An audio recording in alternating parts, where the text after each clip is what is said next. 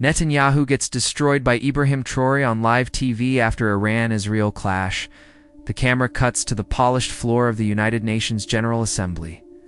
The emergency session is already tense, a room thick with tension, anticipation, and the weight of history. Delegates in tailored suits shift in their seats.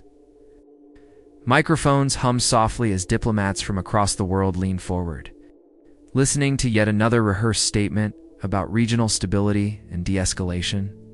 The atmosphere is controlled, predictable, then it cracks.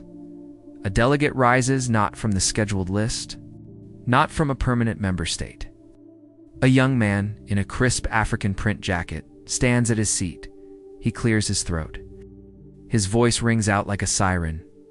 He is not asking for permission. He is taking it. "We are gathered here under the banner of peace," he begins, "but we speak only for those who hold power.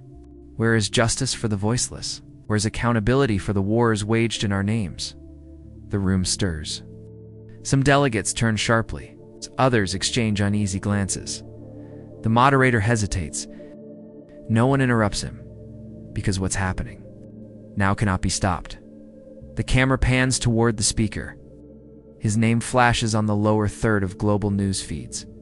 Ibrahim Traoré, Burkina Faso. His eyes burn with conviction. "We have watched Israel bomb hospitals while the West looks away.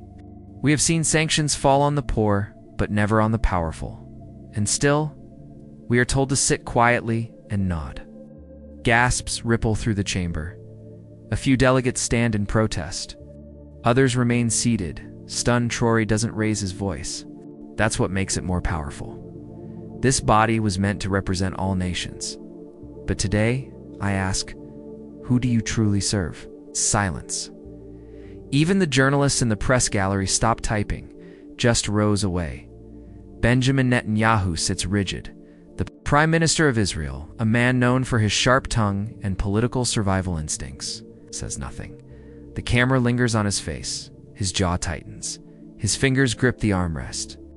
But he does not rise, does not respond. Behind him, aides whisper urgently into phones. Security shifts uncomfortably, but Netanyahu remains motionless. For the first time in decades, he is being called out, not behind closed doors, not in classified memos, but live. In front of the world, and he has no answer. The silence is deafening. Within minutes, the footage spreads. Clips appear on Twitter, YouTube, TikTok. They loop endlessly. One moment in particular goes viral, Traoré pointing directly at the Israeli delegation. "You claim victimhood, but wield violence. You demand security, but deny it to others. If this is peace, then what word do we have left for justice?" Hashtag Surge, hashtag TRAOREVs Netanyahu, hashtag Africa Speaks, #truth at the UNDOT in Nairobi. Students gather outside the Israeli embassy chanting his name. In Jakarta, youth organize solidarity protests. In London, university debates erupt over dinner tables and lecture halls. News anchors scramble. Unprecedented, one analyst calls it. A reckoning, says another. A moment that will echo. For years, whispers a veteran correspondent. No one expected this. No one can look away. Back in the chamber, the applause comes slowly, hesitant, then thunderous. Some walk out. Others remain frozen in place. Traoré steps down from his seat. The cameras follow him as he exits the hall. His stride is calm. Confident, outside flashbulbs explode. Reporters shout questions. He doesn't stop. Inside the chamber, the session resumes, but the energy is broken. The world has changed. Not with bombs or bullets, but with a single, unfiltered truth spoken aloud. And for once, no one could talk over it. But who was this young leader? And how did he dare to challenge the most entrenched figure in modern geopolitics? The screen flickers with grainy footage of Ouagadougou's streets in 2022. Protesters chant slogans against corruption and foreign interference. A military convoy rolls through the capital. Then, a voice calm, firm, breaks across national radio. "We have taken control to restore dignity to our people." No flags wave behind him. No medals gleam on his chest. Just a young army captain stepping into history. Ibrahim Traoré seizes power not with bloodshed, but with conviction. He ousts a leader accused of failing to curb violence and dependency on former colonial powers. In the months that follow, he reshapes Burkina Faso's foreign policy. He cuts ties with France. He expels Western diplomats, speaks openly about neo-Slalon, and now standing before the United Nations, he is no longer just a coup leader. He is a global disruptor. Cut 2, black and white, footage from the 1980s. A younger man, sharpened and poised, gives a speech at the UN. His name flashes on the screen, Prime Minister Benjamin Netanyahu. Over decades, he becomes synonymous with Israel's survival narrative. Peace talks collapse, wars erupt, scandals swirl, yet he endures. Netanyahu shaking hands with world leaders. Netanyahu addressing the Knesset. Netanyahu speaking to survivors of terror attacks. He has survived assassination plots, political coups, and international condemnation. But this moment, this confrontation, feels different, because it isn't coming from a rival state or an armed militant group. It comes from a young African leader, unafraid of Western pressure. And for the first time, the room doesn't rally around him.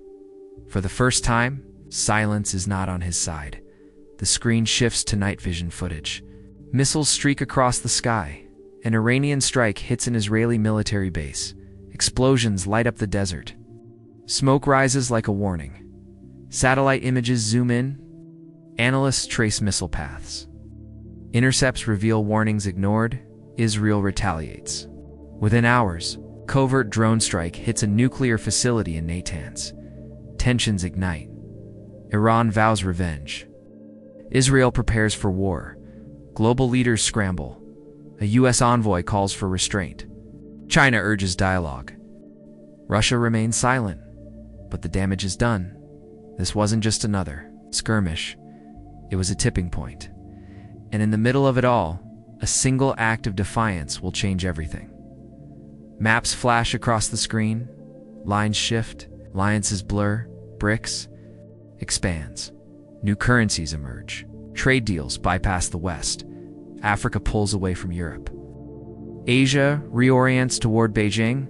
Latin America rethinks Washington's promises. Data overlays show declining trust in Western institutions. Polls reveal rising support for MULTIPOLARTY. Once loyal allies begin questioning their dependence on the old order. France loses influence in Mali. The U.S. faces pushback in Kenya. Germany struggles to secure energy deals. Meanwhile, Russia and China step in, offering infrastructure, security, and trade without conditions. The world is no longer black and white. It is shifting fast. And when Traoré steps onto the global stage, he does so not as an outlier, but as part of a movement already in motion. Back-channel meetings unfold in dimly lit rooms. Diplomats whisper over coffee. Secure lines buzz with coded messages. Traoré didn't speak out of anger. He spoke out of strategy. Analysts dissect the build-up secret talks with South Africa, Nigeria, and Indonesia. Quiet endorsements from BRICS-aligned nations. Every word he uttered in that chamber had been weighed, measured, and placed with precision. His message wasn't just for the unattuned, it was for the world, and it landed like a hammer, as one analyst puts it. What looked like a spontaneous outburst was, in reality, the culmination of years of diplomatic groundwork. This wasn't chaos, it was coordination. Behind closed doors, forces were already moving, alliances being tested, betrayals plotted, loyalties questioned. The camera cuts to Geneva, a secure conference room. Curtains drawn, the air is thick with tension and the hum of encrypted phones. European envoys huddle in urgent session. Apps flash on digital displays. Africa, the Middle East, Asia. Red. Lines trace shifting alliances. One diplomat leans forward, voice low but sharp. We cannot allow this rhetoric to spread unchecked. If African leaders begin echoing these sentiments, we lose more than influence, we lose control. They dispatch messages to capitals across the continent. How quiet calls are made. Pressure mounts. Some African leaders respond with silence. Others hesitate, but one message is clear: Traoré must be isolated. Behind closed doors, a war of perception begins. And it starts not with bombs, but with words. Tel Aviv, inside an undisclosed security compound. Netanyahu's inner circle gathers. Tension crackles like static. On loop, clips of Traoré's speech play on multiple monitors. His face fills every screen. An advisor speaks first. He's trying to make you look weak. They can't stand. Another counters. If we engage directly, we give him legitimacy. He wins either way. Netanyahu says little. He watches. He listens. His eyes flicker between the footage and the faces around the table. This isn't just about diplomacy. It's about image. And for the first time in decades, that image is slipping. One final suggestion. Let the Americans handle it. We stay silent. Let them take the heat. Silence, then a nod. For now, they retreat. But retreat is not victory. Burkina Faso in the capital. The storm hits fast. France recalls its ambassador without explanation. U.S. officials announce a review of aid packages. Diplomats from former colonial powers withdraw quietly. The message is clear. Fall in line or face consequences. But something unexpected happens. Support for Traoré surges. Students flood the streets chanting his name. Artists paint massive murals across Ouagadougou. His face, his words, his defiance. A new kind of currency emerges. Pride. At universities, debates rage over sovereignty and self-determination. On social media, young Africans rally behind him. Africa will speak for itself. The West tries to isolate him instead. He becomes a symbol, and symbols don't bend under pressure. A document leaks. Not dramatic, not explosive.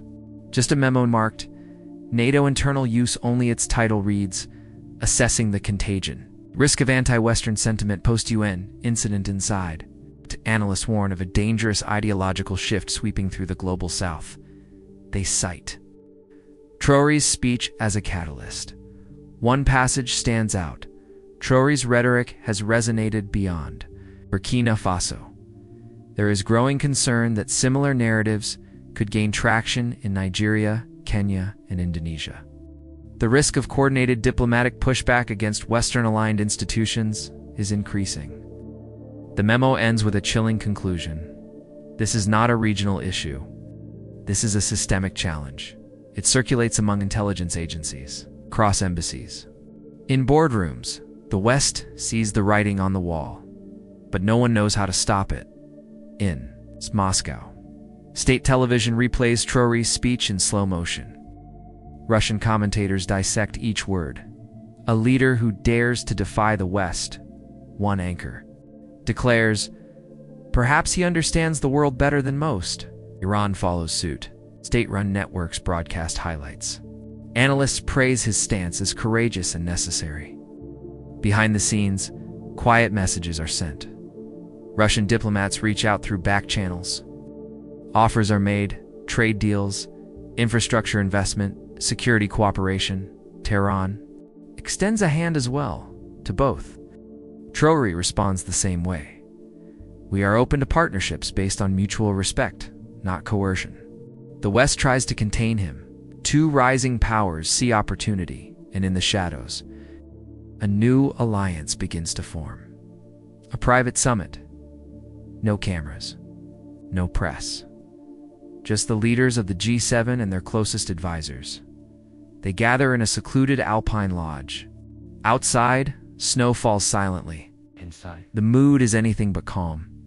One official speaks plainly. This isn't about one man. It's about a shift we're not prepared for. Another adds, we've underestimated this movement. And now, we're losing the narrative. Maps project onto walls. Data flows in real time. Alliances redraw themselves before their eyes. A consensus forms. We need to act fast. But no one agrees on what that action should be. Sanctions. Dialogue? Disinformation campaigns? The debate rages. Outside, the world moves faster than they can control. And somewhere in the distance, a storm builds. Then, without warning, the moment. arrives not in a closed-door meeting, but under the blinding lights of the world stage. The United Nations General Assembly reconvenes for a follow-up emergency session. This time, the stakes are higher. The world is watching. Benjamin Netanyahu steps to the podium. He wears his signature blue suit, a symbol of continuity in a moment of rupture. He speaks slowly, precisely, each word chosen like a weapon.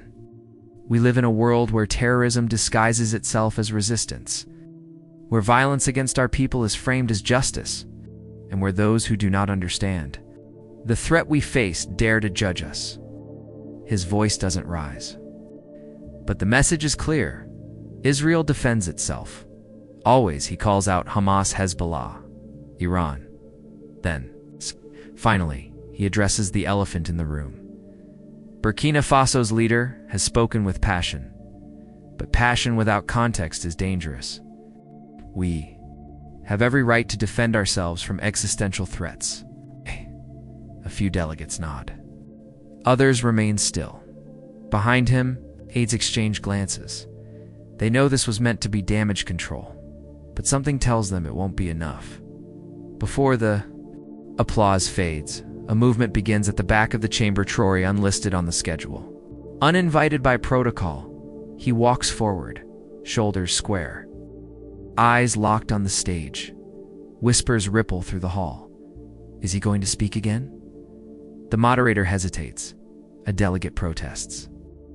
Another raises a hand in silent approval. Traoré reaches the microphone, the lights flare, the world holds its breath. He begins softly. I did not come here to condemn Israel. I came to ask a simple question. When does self-defense become occupation? When does survival become oppression? His voice carries weight. Not anger, clarity. He quotes Nelson Mandela. If they are fighting for their freedom, how can we call them terrorists? He invokes history. Colonial powers once told us that order required domination, that security justified subjugation. Today I hear echoes of that same logic. Camera angles shift. Close-ups, sweating brows, glances. Exchanged. Netanyahu tries to interrupt. His lips move. The moderator leans in. Mr. Prime Minister, please allow the speaker to finish. The moment freezes. In that silence, the balance shifts. Traoré continues. We cannot demand peace while denying others their dignity. We cannot claim morality while ignoring civilian casualties. We must choose sides and decide whose side. Justice is on. He steps back. No applause, no walkout, just silence. Then the storm begins. Within minutes, clips flood the internet.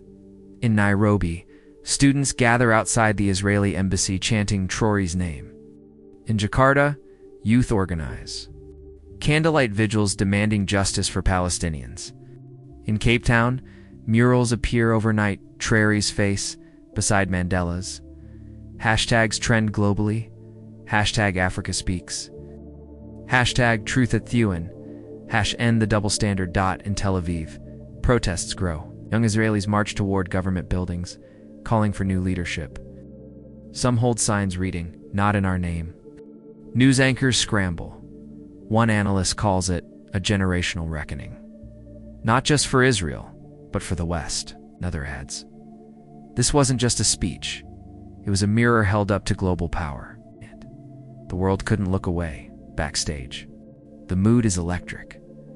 Israeli aides cluster around phones, whispering urgently. Security tightens. Someone texts, "We need to respond now." But Netanyahu says nothing. He stares at a live feed showing footage of the protest in Tel Aviv. His jaw clenches.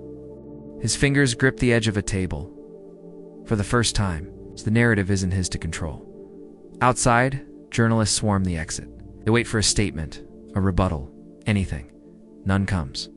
Inside the White House Situation Room, officials watch the footage with growing concern. A senior advisor speaks into a secure line. This changes everything.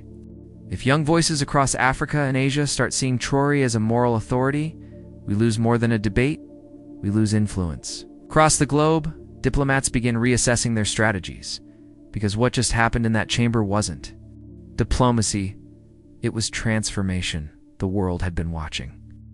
Now it was choosing sides. The streets of Paris, Berlin, Amsterdam footage rolls, shaky phone clips, security camera footage, news reports. In one, a synagogue is vandalized overnight. In another, a Jewish student walks across. A university quad as students turn away, whispering. Tensions rise. European leaders issue statements condemning anti-Semitism. But behind closed doors, intelligence agencies warn of a new wave of anti-Jewish sentiment linked not to extremism alone, but to rising anger over Israel's policies. Universities become battlegrounds. Protests and counter-protests clash. In city squares, one speaker at a Berlin rally shouts, "We are not your jailers. We will not be silent for your silence." A new generation demands accountability not just from Israel, but from Europe itself, and the continent begins to fracture under the weight of its own contradictions. Across the Sahel, flags change. Mali expels French diplomats. Niger renegotiates defense agreements with Paris. Kenya announces a review of U.S. military presence on its soil at an African Union summit in Addis Ababa. The mood is electric. One leader stands and declares, "We have spent decades speaking softly to those who never listened. It is time we speak loudly together." Another counters, "We cannot afford to burn bridges without building new ones." The room erupts into debate. Some call for unity. Others caution against provocation. But one name keeps appearing in every discussion. Traoré, his speech has ignited something deeper than diplomacy. It has awakened. Private jet lands in Moscow. Inside, high-level talks unfold between BRICS representatives and envoys from Ouagadougou. The invitation arrives quietly. Burkina Faso is invited to attend an emergency. BRICS summit rumors spread like wildfire. Will Africa's youngest leader join the bloc reshaping global power? Behind closed doors, offers are made. Russia promises debt relief. China pledges infrastructure investment. India extends a hand through trade negotiations. No formal alliance is announced. Not yet, but the message is clear. The West is no longer your only option. And for many across Africa, that truth resonates louder than any political promise. Back home, Netanyahu steps off the plane. No red carpet. No cheering crowds, just protest signs. Thousands gather outside his office. Chants echo through Jerusalem's streets. Enough, not our war. End the occupation.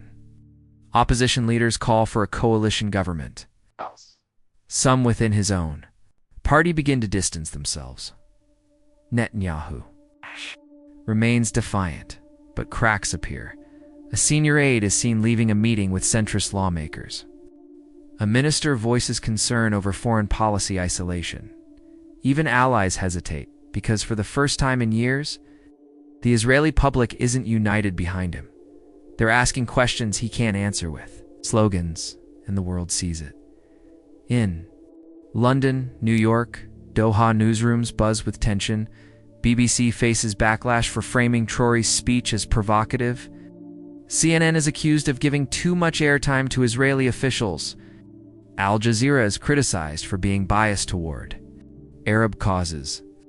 Hashtags trend. Hashtag truth over narrative. Hashtag free press, not framed press. Independent journalists gain traction. YouTube channels, Substack newsletters. TikTok explainers explode in popularity. One young analyst speaks directly to the camera.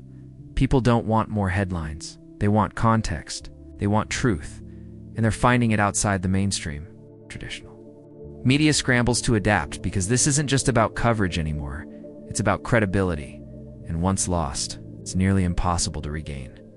A document leaks, not dramatic, not explosive. It's chilling, marked.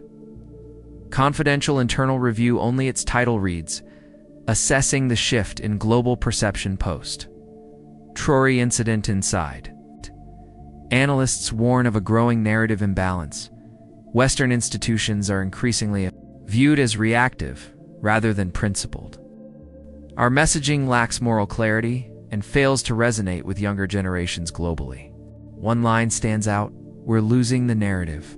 And once you lose the narrative, you lose control. The memo circulates among top officials, meetings are called, strategies reassessed. but no one has a solution. Because this isn't just about messaging. It's about meaning. And meaning, once rewritten, cannot be undone. With the old order trembling, something new begins to take shape, not in palaces, but in the streets. The world has changed, not overnight, not with explosions or revolutions, but with decisions, declarations, and the slow, undeniable shift of global sentiment. In Ouagadougou, students gather in lecture halls to dissect a speech given at the United Nations not by a Western leader, but by an African one. In Delhi, mural rises on a university wall, Traoré's face beside Mandela's, their eyes locked in quiet defiance. In Cape Town, activists quote him during protests against economic inequality. In Jakarta, youth movements screen his UN remarks before rallies, demanding justice for Palestine. His words no longer belong to him. They belong to a generation rewriting the rules, and across continents leaders begin to notice. Because power is no longer dictated solely from the West, it is spoken in new voices, heard around the world. Tel Aviv. A press conference is called without warning, no flags. No fanfare, just a man stepping down. Benjamin Netanyahu stands behind the podium one last time.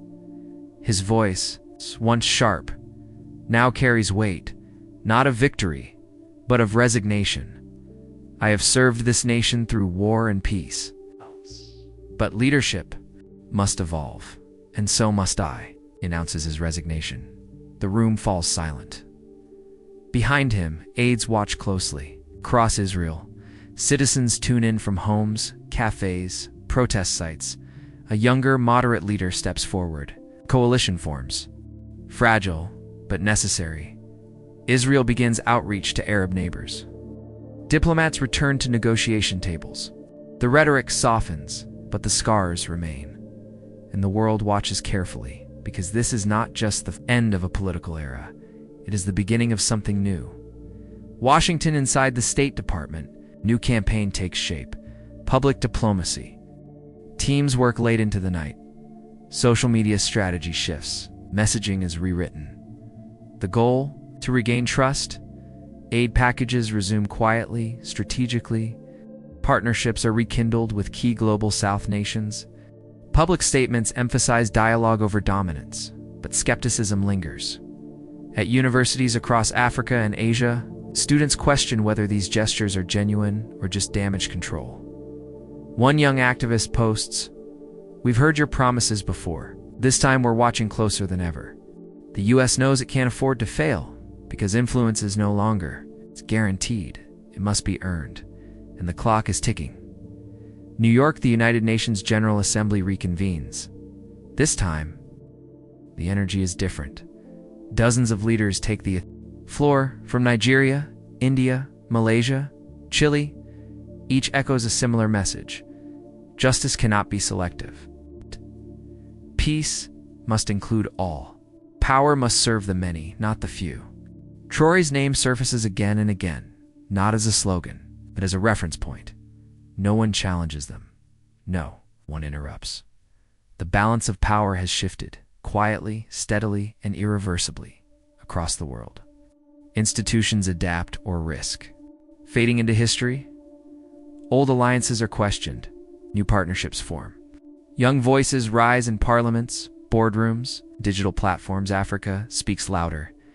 Asia listens differently. Latin America watches closely, and the West. It learns slowly that power is no longer unipolar, that truth travels faster than bombs, and that silence no longer protects the powerful. Because today, the world doesn't just watch. It reacts. It remembers. It chooses.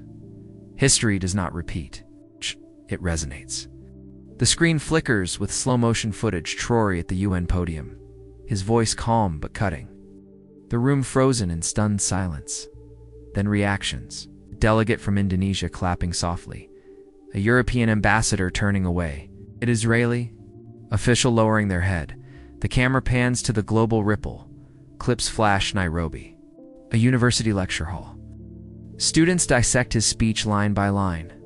Jakarta, a protest march. Young voices chant his name.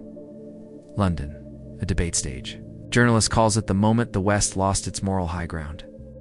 This was not just a confrontation. It was a reckoning. And history does not forget moments like these. It echoes them. A montage unfolds. In Ouagadougou, children paint murals of Traoré's face on crumbling walls. In Gaza, families huddle around phones watching the speech again and again. In Berlin, Jewish students gather quietly, discussing whether their country's silence has gone on too long. Across the world, the silence that once protected power is breaking. In Nairobi, a student stands before a crowd. We were told to wait, to listen, but now we speak. In London, a protester holds a sign, "Justice cannot be selective." In Tel Aviv, a young woman walks alone through a candlelit vigil. "I love my country. That's why I demand better from it." What drums? No gunfire, just voices. But sometimes, voices are louder than bombs. Inside a modest room in Burkina Faso's capital, Traoré sits across from a journalist. No cameras. No entourage. Just a quiet exchange. He speaks slowly.